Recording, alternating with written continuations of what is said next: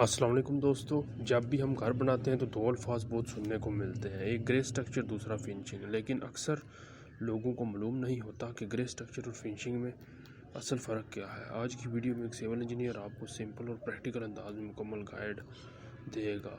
Grey structure क्या होता है?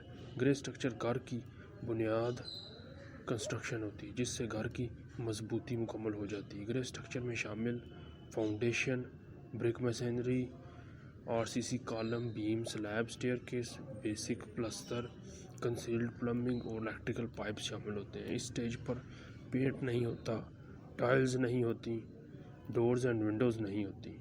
फिनिशिंग क्या होती है? फिनिशिंग वो स्टेज है जहां घर रहने के काबिल और खूबसूरत बनता है। फिनिशिंग में शामिल काम, paint and wall textures, tiles, marble, flooring, doors, windows, kitchen के कैबिनेट्स, सैनिटरी फिटिंग और इलेक्ट्रिकल फिटिंग होती है। ग्रे स्ट्रक्चर में जो आम गलती होती हैं वो ये है कि फाउंडेशन पर हम कंप्रोमाइज़ कर जाते हैं, स्टील कम डालते हैं, प्रॉपर क्यूरिंग नहीं होती, फिनिशिंग पर ज़्यादा खर्च आता है, स्ट्रक्चर पर कम गलतियाँ होती हैं, क्रैक्स आते हैं, लीकेज होती है और रिपेयर कॉस्ट का सबब बनती है।